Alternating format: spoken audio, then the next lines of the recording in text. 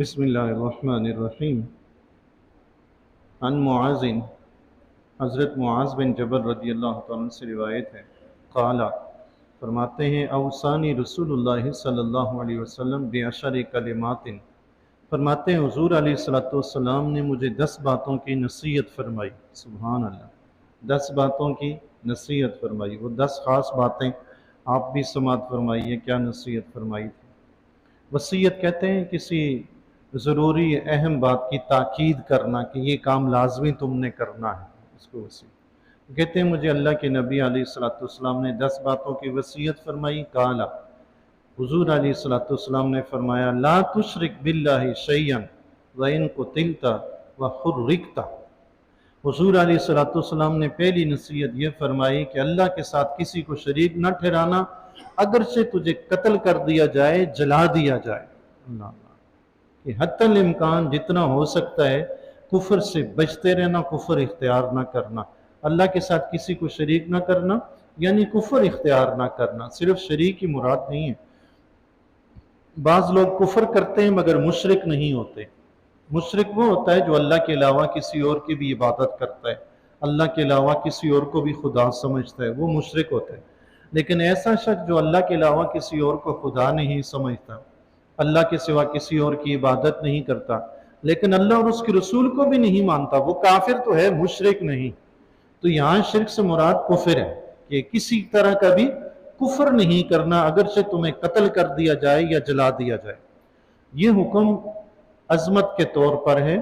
اگر کوئی مسلمان کسی مصیبت میں، مشکل میں پھنس گیا، کفار اس کو پکڑ لیتے ہیں، کہتے ہیں کہ نہیں تم یہ شرک کرو، تم یہ کفر کرو، تو اب اس کے لیے حکم یہ ہے کہ اگر وہ شرک اور کفر نہ کرے، اپنی جان دے دے، تو یہ اس کے لیے شہادت ہے۔ اور اگر وہ کلمہ کفر زبان سے کہہ دے تو اس کی بھی اسلام میں اس کے لیے رخصت ہے، جیسے رب کائنات نے ارشاد فرمایا، من کفر باللہ من بعد ایمانہ، جو ایمان لانے کے بعد اللہ کے ساتھ کفر کرے، اس کے لیے آگے آیت میں رب نے فرمایا، فعلیہم غضب من اللہ، تو ان پر اللہ کا غضب ہے، ایمان لانے کے بعد جو کفر کرے۔ لیکن درمیان میں اللہ تعالیٰ نے ایک اور بندے کا ذکر کیا ہے، اس بندے کا ذکر کیا جسے کافر پکڑ لیتے ہیں اور یہ کہتے ہیں کہ تم کفر کرو، اللہ کے نبی کے بارے میں یہ کہو، اللہ کے بارے میں یہ کہو، قرآن کے بارے میں یہ کہو، اسلام کا انکار کرو، نہیں تو ہم تمہیں قتل کر دیں گے، تمہارے اعضاء کاٹ دیں گے۔ اس کو شریعت میں اکراہ کہتے ہیں، زبردستی کسی کے ساتھ کرنا، جبر کرنا۔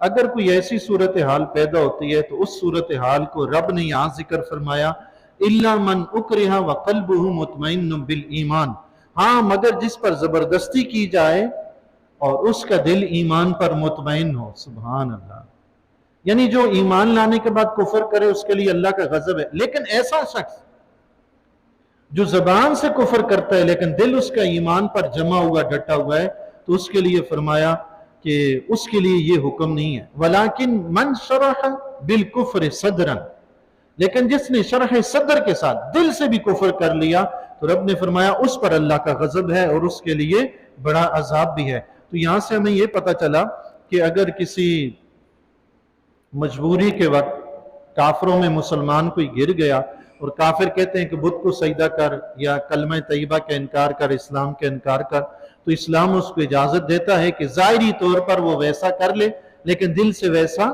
نہ کرے۔ حضرت عمار بن یاسر رضی اللہ تعالیٰ کے بارے میں یہ آیت نازل ہوئی، انہیں کفار نے گھیر لیا، ان کے ماں باپ کو شہید کر دیا، حضرت یاسر رضی اللہ تعالیٰ عنہ اور حضرت سمیہ رضی اللہ تعالیٰ عنہ۔ یہ حضرت عمار رضی اللہ تعالیٰ عنہ بچ کے، کافروں نے کہا کہ کفر کرو، حضور علیہ السلام کا انکار کرو۔ اب یہ بیچارے اس وقت چھوٹے تھے، کمزور تھے، تو انہوں نے جو کچھ ان کافروں نے کہا کہہ دیا، لیکن بعد میں بڑے پریشان ہوئے کہ یہ مجھ سے کیسا کلمہ نکل گیا، تو روتے ہوئے حضور علیہ السلام کی بارگاہ میں حاضر ہوئے۔ اس سے پہلے ہی حضور علیہ السلام کو پتہ چل گیا کہ عمار نے ایسی بات کہی اور لوگوں نے کہنا شروع کر دیا کہ عمار کافر ہو گیا۔ حضور علیہ السلام کو خبر ملی، حضور علیہ السلام نے فرمایا معاذ اللہ، عمار تو پکا مومن ہے، اس کے تو جسم میں، اس کے خون میں ایمان بچا بسا ہے۔ سبحان اللہ، اللہ کے نبی نے پہلے اطلاع دی۔ پھر روتے ہوئے حضرت عمار رضی اللہ تعالیٰ عنہ حضور علیہ السلام کی بارگاہ میں حاضر ہوئے۔ حضور علیہ السلام نے پوچھا کیا ہوا عمار، کیوں رو رہے ہو؟ عرض کی یا رسول اللہ یہ ماجرا پیش آیا ہے मेरी ज़बान से कलमा कुफर निकल गया है। तो हुजूर अलैहिस्सलाम ने फरमाया तुम्हारा दिल मुतमईन था ईमान पर? अर्ज की जी हाँ या रसूलल्लाह, दिल तो ईमान पर डटा हुआ था, जमा हुआ। आका अलैहिस्सलाम ने फरमाया दोबारा भी अगर तुम्हारे साथ ऐसा हो ना तो तुमने भी ऐसा ही करना है। अल्लाह अल्लाह, जबान से कह देना काफिरों से अपनी जान छुड़ाना। ये उन्हीं के हक में ये आयत नाजिल हुई थी, सुभान अल्लाह। तो यहाँ हुजूर अलैहिस्सलाम हजरत मुआज रज़ियल्लाहु ताला को फरमा रहे हैं अगर तुम्हें कत्ल कर दिया जाए, जला दिया जाए, फिर भी शिर्क कुफर न करना। क्यों फरमा रहे हैं? हिसाबी हो तुम, तुम्हारी शान इतनी आला है, तुम जान दे दो ईमान ना दो। सुभान अल्लाह अल्लाह। और दूसरा उलमाए किराम ने यह भी मतलब बयान फरमाया कि हुजूर अलैहिस्सलाम ने इस मसले की अहमियत को जाहिर करने के लिए मुबालगे के तौर पर यह फरमाया कि हत्तल इम्कान ईमान न छोड़ना, चाहे जला दिए जाओ, कत्ल कर दिए जाओ, छोड़ना नहीं। तो ऐसी सूरत हाल अगर पैदा हो, बंदा ईमान से, जबान से कुफर का कलमा न कहे और उसे शहीद कर दिया जाए तो वो शहीद है, वो शहीद। लेकिन अगर वो जबान से कलमा कह देता है अपनी जान बचाने के लिए और दिल उसका ईमान पर मुतमईन है तो उसके लिए कोई हुक्म नहीं है, उसके लिए रुखसत है, अल्लाह की तरफ से उसको इजाजत है कि अपनी जान बचाने के लिए जबान पे कुफर का कलमा जारी कर दे। कोई ऐसा काम अगर वो कुफरिया कहते हैं वो भी कर ले, अपनी जान बचाए। सुभान अल्लाह। अल्लाह के यहाँ मोमिन की जान कितनी प्यारी है कि रब्बे करीम उसको ये भी इजाजत देता है कि मेरे दीन का इनकार करना पड़े, मेरे मोमिन बंदे तुझे अपनी जान बचानी है ना, मेरे दीन का इनकार भी करना पड़े तो कर दे, जान बचा ले। अल्लाह अल्लाह सुभान। तो ये पहली नसीहत अल्लाह के नबी अलैहिस्सलाम ने बयान फरमाई। दूसरी चीज फरमाया वला ताकुन्न वालिदैका, अपने वालिदैन की नाफरमानी ना करना। वइन अमराका अन तखरुज मिन अहलिका व मालिका, अगर से वालिदैन तुझे ये कहें कि तुम अपने बीवी बच्चों और माल को सबको छोड़ दो, तुम उन सबको छोड़ देना, वालिदैन की नाफरमानी न करना। ये भी हुजूर अलैहिस्सलाम ने मुबालगा के तौर पर वालिदैन की इताअत की अजमत उजागर करने के लिए बयान फरमाया है। वरना ऐसा हुक्म शरीयत में नहीं है कि वालिदैन बिला वजह कहें कि बीवी बच्चों को छोड़ दो, माल को छोड़ दो और तुम अलग हो जाओ, बंदा मुसीबत परेशानी में फंस जाए। ये हुजूर अलैहिस्सलाम ने मुबालगा के तौर पर फरमाया कि अगर वालिदैन की इताअत के लिए तुम्हें ऐसा करना पड़े तो कर गुजरो। जैसे हमारे यहाँ, मैं आपको अपनी एक माशरे की एक मिसाल देता हूँ। जैसे हमारे यहाँ दोस्त अहबाब या मोहल्लेदार या कोई भी किसी को कोई बात कहते हुए उसकी अहमियत उजागर करते हुए कहते हैं कि भाई अगर तुम्हें कोई कुएं में छलांग मारने का भी कहे ना तो तुम छलांग मार जा लो। फलां बंदा अगर तुम्हें इतना कहे ना कि कुएं में छलांग मारो, मार जाओ, इसका मतलब यह है भाई उस पर अंधा एतमाद करो, वो बंदा सच्चा है। हालांकि कुएं में छलांग थोड़ी मारनी होती है भाई, ये तो जायज थोड़ी है। किसी बंदे के उस पर एतमाद दिलाने के लिए लोग कह देते हैं वो बंदा बड़ा नाइस है, वो अगर तुम्हें कहे ना छलांग मारो कुएं में तो मार जाओ, वो सच्चा बंदा। हालांकि मारता कोई भी नहीं ना, शरीयत इसकी इजाजत देती है। तो ये मुबालगा के तौर पर बात की अहमियत को उजागर करने के लिए कहा जाता है। तो हुजूर अलैहिस्सलाम ने वालिदैन की इताअत की अहमियत उजागर करने के लिए फरमाया अगर माँ बाप तुम्हें इतना सख्त भी हुक्म दें फिर भी मानो। हालांकि बीवी बच्चों को छोड़ना नहीं है, अल्लाह और उसका रसूल तो सिला रहमी का हुक्म देते हैं, अपने रिश्तेदारों के साथ मिलजुल कर रहने का। और बीवी बच्चे तो सबसे बड़े रिश्तेदार हैं किसी भी बंदे के, सबसे बड़ा हक है रिश्तेदारों में, सबसे बड़ा हक बीवी बच्चों का ही तो है, उनको बंदा कैसे छोड़ दे। बाज़ उलमाए किराम ने फरमाया कि ऐसी सूरत में अगर वालिदैन बीवी को तलाक देने का कहते हैं तो मुस्तहब है, लेकिन अगर बीवी नेक परहेजगार हो, आजकल की जो सूरत हाल है जी, बंदा ना इस तरफ का ना इस तरफ का, कहीं माँ बाप परेशान कर देते हैं, बीवी ठीक होती है, वो बेचारी नेक है, पारसा है, शरीफ है, वालिदैन पंगेबाज होते हैं, वो नहीं टिकने देते। और कहीं वालिदैन शरीफ अच्छे होते हैं, बीवी पंगेबाज होती है, वो नहीं टिकने देती। बंदा क्या करे, कहाँ जाए। तो बहरहाल ये बंदा मोमिन की अपनी जिम्मेदारी है कि वो दोनों पलड़े तराजू के बराबर रखे, माँ बाप का भी ख्याल करे, आल औलाद का भी ख्याल करे, दोनों तरफ। जिस तरह वालिदैन के हक हुकूक हैं, बीवी बच्चों के भी हक हुकूक। ये नहीं कि वालिदैन की वजह से बीवी बच्चों पर जुल्म करें या बीवी बच्चों की वजह से वालिदैन की नाफरमानी करें, नहीं, दोनों सूरतें जायज नहीं है, दोनों तरफ हुकूक अदा करने की कोशिश करें। وَلَا تَتْرُكَنَّ صَلَاةً مَكْتُوبَةً مُتَعَمِّدًا، اور ہرگز فرض نماز کو جان بوجھ کر مت چھوڑنا، فرض نماز کو جان بوجھ کر مت چھوڑنا، یہ بہت بڑا گناہ ہے۔ حتیٰ کہ صحابہ کرام رضی اللہ تعالیٰ عنہم ایسا بندہ جو نماز جان بوجھ کر چھوڑتا ہے، نماز نہیں پڑھتا، اس کو کافر سمجھتے تھے، اس کو کافر تک کہا کرتے تھے، معاذ اللہ۔ حضرت امام شافعی رحمۃ اللہ علیہ، امام احمد بن حنبل رحمۃ اللہ علیہ فرماتے ہیں جو شخص نماز نہیں پڑھتا، جان بوجھ کر نماز چھوڑتا، اس کو قتل کر دیا جائے، یہ ان کا فتویٰ ہے۔ لیکن حضرت امام مالک رحمۃ اللہ علیہ، حضرت امام ابو حنیفہ رحمۃ اللہ علیہ فرماتے ہیں اس کو قتل نہ کیا جائے، قید خانے میں ڈال دیا جائے، جب تک وہ توبہ کر کے نمازی نہ بن جائے اس کو قید میں رکھا جائے۔ آج ہر کام میں جیل میں بند کر دیا جاتا ہے، نمازوں پہ کوئی بند نہیں ہوتا۔ لوگ نمازوں پہ بند ہونے شروع ہونا، آپ یقین جانیں سارے جرائم ختم ہو جائیں گے خود ہی۔ بندہ نمازی بنے گا، انشاءاللہ نیک بن جائے گا، جیل جانے کی ضرورت ہی نہیں پڑے گی۔ بے نمازیوں کو پکڑ کے جیل میں بند کریں، یہ جتنے بھی جیل میں بند ہیں کیا سارے نمازی پرہیزگار ہیں کیا؟ کوئی کیسا کوئی کیسا کوئی کیسا۔ بہرحال ہمارے جیلوں کا اور عدالتوں کا بھی کوئی حال نہیں، نمازیوں کو بھی پکڑ کے اندر کر دیتے ہیں۔ دشمن ہے، دشمنی کی بنا پر کچھ بھی کر دے، آگے ہماری عدالتیں ویسی ہیں۔ اللہ ہی رحم فرمائے ان کے حال پہ۔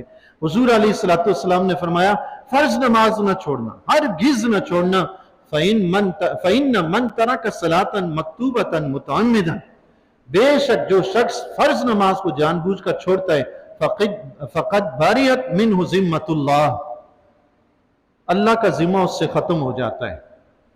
جو شخص نماز پڑھتا ہے اللہ نے اپنی ذمہ کرم پر لیا ہے، اس کی جان کی حفاظت فرمائے، اس کی مال کی حفاظت فرمائے، اس کے گھر کی حفاظت فرمائے، اس پر اپنی رحمتیں نازل فرمائے، اسے دنیا کی برکتیں دے، آخرت کی برکتیں دے، یہ نماز پڑھنے والے کے لیے رب کی طرف سے ذمہ ہے۔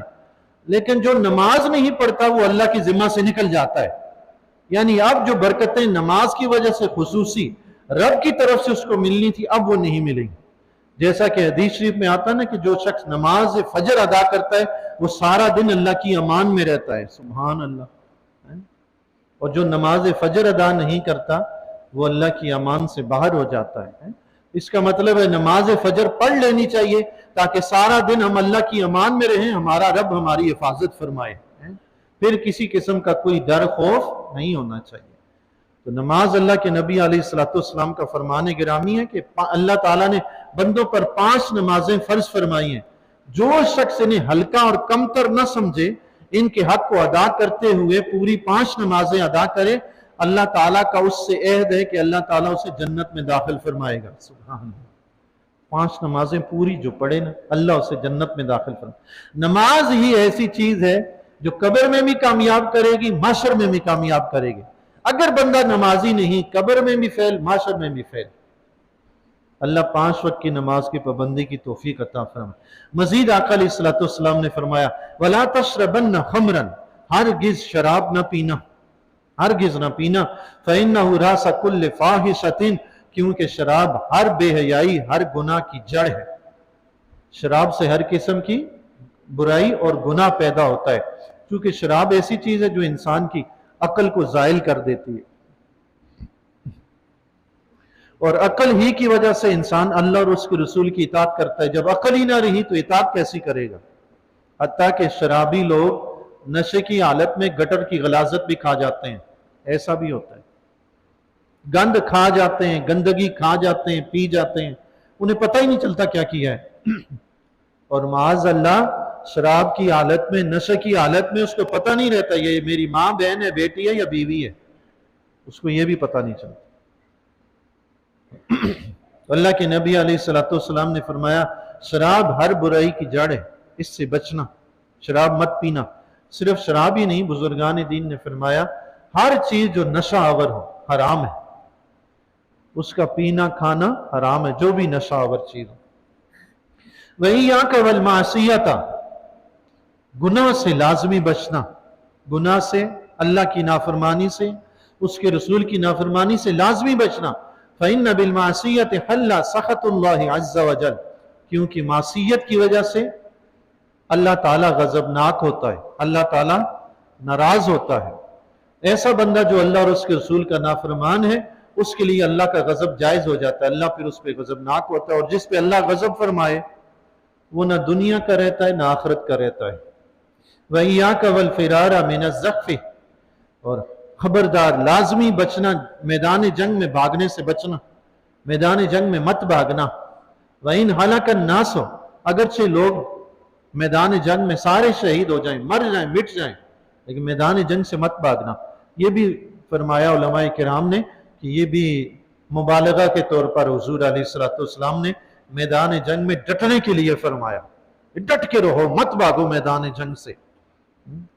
مسلمان جب میدان جنگ میں ڈٹ کے کھڑا ہوتا ہے نا، پھر اللہ کی مدد آتی ہے۔ ادھر ادھر خسر پھسر کرنے لگ جائے، رب کی مدد نہیں آتی۔ ڈٹ کے کھڑا ہوگا پھر رب کی مدد آئے گی۔ یہ بھی فرمایا کہ اس صورت میں ہے کہ اگر مثال کے طور پر اب دیکھتا ہے سارے ہی شہید ہو گئے، مارے گئے، اپنی جان اب بچانی ہے، میں تو کچھ نہیں کر سکتا، تو اس صورت میں اس کو جان بچانے کے لیے بھاگنے کی اجازت ہے۔ جب بندے کو جان بچانے کے لیے کفر تک کرنے کی اجازت ہے تو جان بچانے کے لیے جنگ سے بھاگنے کی بھی اجازت ہے، لیکن یہ مبالغہ کے طور پر فرمایا ہے کہ بندہ مومن کو ایسا ہونا چاہیے کہ ڈٹ کے جنگ میں رہے، سارے شہید ہو جائیں گے پھر بھی لڑتا رہے۔ وَإِذَا أَصَابَ النَّاسُ مُوتَانٌ وَأَنْتَ فِيهِمْ فَاصْبُرْ، اور لوگوں میں جب موت کی وبا پھیل جائے، کوئی بیماری ایسی پھیل جائے، وبا پھیل جائے، طاعون وغیرہ پھیل جائے جس سے لوگ دڑا دڑ مرنے لگے، اللہ کے نبی علیہ السلام نے فرمایا فَاصْبُرْ، تم اس وقت وہاں موجود ہو تو وہیں ٹھہرے رہو۔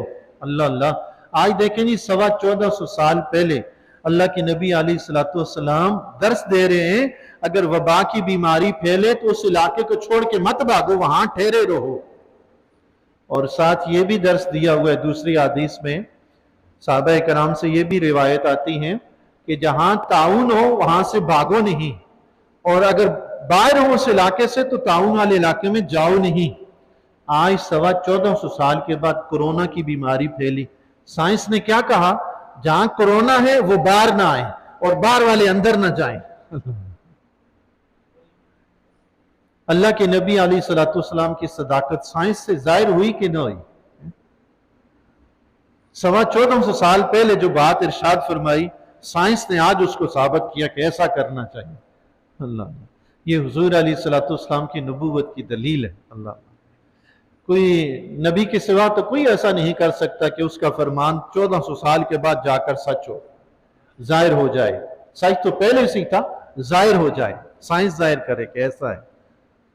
تو علماء کرام نے فرمایا یہ حضور علیہ السلام نے اس لیے فرمایا ہے کہ وبا کی جگہ سے نہ بھاگو، وہاں لوگ دڑا دڑ مریں گے، اور اس آبادی کے لوگ اگر وہاں سے بھاگ جائیں تو جو لوگ مریں گے ان کے کفن دفن کا اہتمام کون کرے گا؟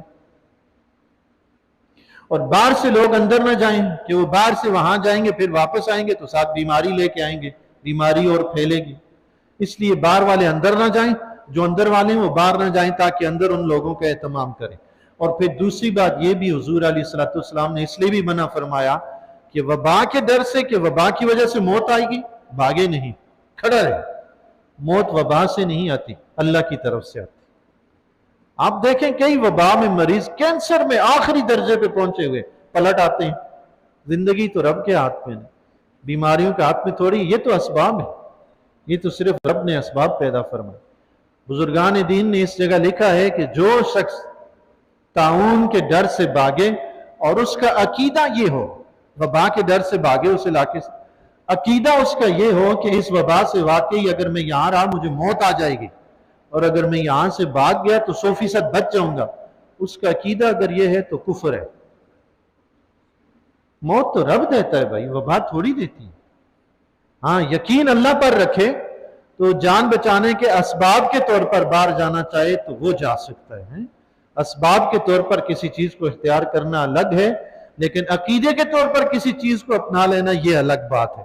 جو عقیدے کے طور پر اپنائے کہ اس وبا سے بھاگوں گا تو بچوں گا، وبا سے نہ بھاگا تو موت آ جائے گی، تو ایسا شخص کفر کر رہا ہے۔ وَأَنفِقْ عَلَىٰ عِيَالِكَ مِن طُولِكَ، سبحان اللہ۔ اللہ کے نبی علیہ السلام نے ارشاد فرمایا اپنے گھر والوں پر، بیوی بچوں پر مال خرچ کر، من طولے کا، اپنی کمائی کا مال خرچ کر، کشادہ دلی کے ساتھ خرچ کر. سبحان اللہ. ہاتھ کو تنگ نہ کر گھر والوں پر. اللہ اللہ سبحان. اللہ کے نبی علیہ السلام کیا فرمائے گئے؟ کشادگی کے ساتھ گھر والوں پہ خرچ کرو، ان پر ہاتھ تنگ مت کرو. اللہ نے دیا ہے، جب تک دیا ہے خرچ کرتے رہو. اتنی کشادگی بھی نہ ہو کہ فضول خرچی کے لائے. حتی الامکان جو ہے ضروریات کے کھانے پینے کے علاوہ اوپر سے بھی اخراجات گھر والوں کو دینے چاہیے. بعض گھروں میں ہوتا ہے لوگ ہر بات میں خواہ مخواہ گھر والوں کو تنگ کرتے رہتے ہیں، یہ زیادہ کیوں کر دیا، وہ کیوں کر دیا. بعض اوقات تو لوگ غربت کی وجہ سے کریں تو ایک آمدن ہی نہیں ہے، وہ تو ایک الگ بات ہے. اللہ نے دیا ہوا اتنا ذریعہ ہے کہ گھر والے اچھا کھا پی سکتے ہیں، پھر بھی بندہ ہاتھ کھینچے تو یہ بخل ہے. ویسے میرا ذاتی تجربہ ہے میرا تجربہ ہے، گھر والوں پہ کھانے پینے اخراجات کے معاملات کے معاملے میں ہاتھ کھلا کشادہ رکھیں، رب کریم آمدن بھی کشادہ کر دیتا ہے. یہ پکی بات ہے، یہ ذاتی میری بات ہے. مسجد میں بیٹھا ہوں، آج تک مجھے کہیں سے اتنا وظیفہ نہیں ملا جتنا مہینے کا میرے گھر میں خرچ ہوتا ہے. آج تک مجھے نہیں ملا. جتنا وظیفہ ملتا ہے نا اس سے 1 گنا 1.5 گنا 2 گنا زیادہ خرچ ہو جاتا ہے. کون پورا کرتا ہے؟ رب بھی پورا کرتا ہے. ہم نہیں پورا کرتے بھائی. گھر والوں کو اخراجات کے معاملے میں تنگ نہ کریں، ہاتھ کو شادہ رکھیں، گھر والوں کو کھلی چھٹی دیں، جتنا مرضی کھائے پیئیں پہنے اوڑھیں جو بھی کریں کرنے دیں. اللہ کے نبی علیہ السلام نے ہمیں یہی درس دیا، اپنی اولاد پہ کشادگی کے ساتھ خرچ کرو. انفق علی عیالک من طولک، کشادگی کے ساتھ خرچ کرو، اپنی مال و دولت میں سے خرچ کرو، جو کماتے ہو وہ خرچ کرو. یعنی یہ کمانا بھی عبادت ہے. سبحان اللہ، یہ کمانا بھی عبادت ہے. آپ سارا دن محنت مزدوری کرتے ہیں. آج کل عورتوں کا ذکر خیر زیادہ ہوتا رہتا ہے، عورت کی کمزوری اور اس کی مظلومیت کو زیادہ بیان کیا جاتا ہے.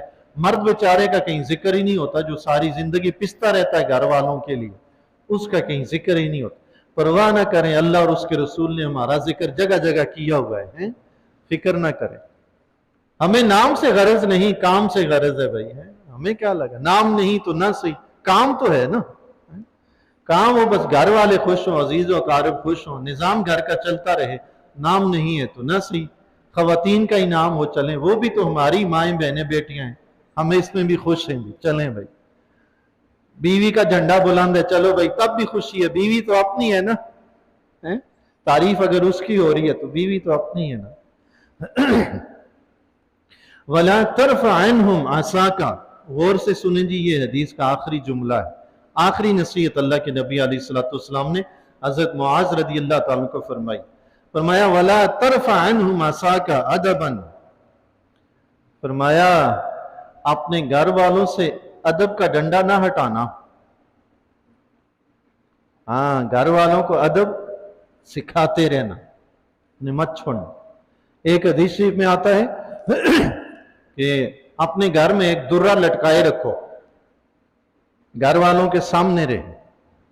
یہ گھر کے جو سربراہ ہیں، یہ ان کا درہ ہے، یہ ان کی لاٹھی ہے، تاکہ ان کی نظر پڑتی رہے. ڈرا کے رکھو انہیں ادب سکھاؤ، انہیں اسلام سکھاؤ، اللہ اور اس کے رسول کی اطاعت سکھاؤ، انہیں فرائض کی ادائیگی سکھاؤ. فرمایا یہ کام مت چھوڑنا. وَأَخِفْهُمْ فِي اللَّهِ. اور اللہ کے معاملے میں انہیں ڈراتے رہو، اللہ سے ڈراتے رہو. انہیں ڈنڈا گھر میں رہے اور اپنے گھر والوں کو اللہ سے ڈراتے رہو کہ خبردار یہ کام مت کرنا، اللہ تعالیٰ اس پہ پکڑے گا، اللہ تعالیٰ اس سے ناراض ہوتا ہے. اور گھر والے بچے جو ہوتے ہیں نا جی، شروع سے ذہن میں ان کی یہ چیزیں آہستہ آہستہ رفتہ رفتہ ڈالتے رہیں، اللہ کے فضل و کرم سے ان پہ بڑا اثر ہوتا ہے. اور خاص کر صحابہ کرام رضی اللہ تعالیٰ عنہم، بزرگان دین کے واقعات ادھر ادھر سے سنیں پڑھیں، وہ گھر میں لازمی بیان کر دیا کریں، اسے سینے میں جمع کر کے نہ رکھیں. جو بھی بات سنیں اسے آگے بیان کر دیا کریں. بس اوقات ایسا بھی ہوتا ہے کہ جو بات ہم تک پہنچی ہم اس پہ اتنا عمل نہیں کر سکے، یا ہم اس کو اس طرح نہیں پھیلا سکے جس طرح دوسروں تک اسے پہنچانا تھا. ہم کسی دوسرے کو بتاتے ہیں، وہ اس پر اس سے زیادہ اچھی طرح عمل کرتا ہے اور وہ دوسروں تک اچھی طرح پہنچا دیتا ہے، تو اس کا ثواب ہمیں بھی ملے گا، چونکہ ہمارے ذریعے اس تک پہنچی تھی. اور हुजूर अलैहिस्सलाम को तो पूरी उम्मत का सवाब मिल रहा है। आज जिसके पास भी इस्लाम है, किसकी वजह से? आका अलैहिस्सलाम की वजह से। तमाम उम्मत की नेकियां आका अलैहिस्सलाम को पहुंच रही हैं। सुभान अल्लाह। ये तो इस्लाम तो दीन ही ऐसा है जी, आप किसी एक को नेकी की राह दिखा दें तो आपका ये नेकी का बैंक बैलेंस खुल गया। सुभान अल्लाह। जो आपके मरने के बाद भी जारी हो सारी। कोई और नेकी के काम पे किसी और को लगा दें तो एक और बैंक बैलेंस खुल गया। सुभान अल्लाह।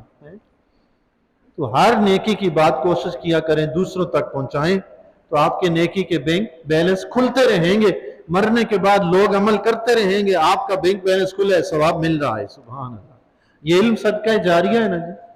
ये देखें, आप 2 4 5 10 को बता गए, उन्होंने 10 20 30 को और बताया, उन्होंने और बताया, एक एक बंदा 10 20 को बताता रहा, तो आपके जाने के बाद तो आपके 5 10 अफराद को बताई हुई बात ने सैकड़ों हजारों लाखों तक पहुंच गई। अब वो अमल कर रहे हैं तो आपको सवाब लाखों का कब्र में पहुंच रहा है। सुभान। इसीलिए आका अलैहिस्सलाम का फरमान गिरामी ने फरमाया, मेरी उम्मत कब्र में गुनाहगार दाखिल होगी, मगर जब कब्रों से निकलेगी तो गुनाहों से पाक साफ होगी। सुभान अल्लाह। क्या वजह होगी? यही कुछ तो नेकियां उनकी ऐसी जो सदका जारी है, मरने के बाद भी उन्हें उनका सवाब मिलता रहा, हत्ता कि उनकी नेकी उनके गुनाहों पर गालिब आ गई। सुभान अल्लाह। और दूसरा यह कि मुसलमान उनके लिए दुआए मगफरत करते रहे, अल्लाह ने उन्हें बख्श दिया। सुभान अल्लाह।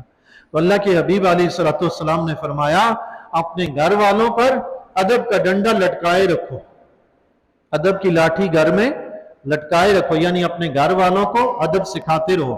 छोटे जो बच्चे हैं उन्हें मारकर भी सिखाया जा सकता है, लेकिन जब बड़े हो जाएं तो फिर मारना ये अच्छा तरीका नहीं है, इस्लाम पसंद नहीं फरमाता। फिर ये हुक्म है कि डांट टिपट कर सख्ती वगैरह वैसे करे, लेकिन मारे नहीं। हजरत अली रज़ी अल्लाह तआला का फरमान गिरामी है कि 7 साल तक बच्चा बच्चा है, उसको खेल कूद के लिए छोड़ दो, उसको करने दो, जो करता है करने दो। 7 साल से लेकर 15 साल तक वो आपका गुलाम है, और गुलाम की तरबियत डंडे से होती है। फरमाया उसकी अब तरबियत करो। 7 साल से लेकर 15 साल तक बच्चा आपका गुलाम है, उसकी तरबियत करो, और 15 साल के बाद वो आपका मुशीर है, हर काम में उससे मशवरा लिया करो। सुभान अल्लाह। 15 साल के बाद मारो पीटो नहीं। आजकल तो अजीब सूरत हाल है, वालिदैन जनाब अपनी औलाद आगे उनके भी बच्चे हो जाते हैं, वो फिर भी अपनी उस औलाद को वही 5 6 7 साल का बच्चा ही समझते, वैसे ही डांट डिपट करेंगे, वैसे ही लान तान करेंगे। अब भाई इज्जत नफ्स भी किसी की कोई चीज होती है। आप वालिदैन है, आपकी इज्जत है तो आपकी उस बच्चे की भी इज्जत है जो अब जवान होकर खुद भी बाप बन चुका है, उस बच्ची की भी इज्जत है जो जवान होकर खुद भी मां बन चुकी है, उनकी भी इज्जत है। भाई इस्लाम कब कहता है कि हर वक्त तजलील करते रहो, लान तान करते रहो, अगरचे औलाद ही हो? इस्लाम ये पसंद नहीं फरमाता। अल्लाह के नबी अलैहिस्सलाम ने तो ये फरमाया है, अपनी औलाद की इज्जत करो। हजरत अली रज़ी अल्लाह तआला के फरमान के मुताबिक 7 साल से 15 साल तक ये तरबियत का वक्त है।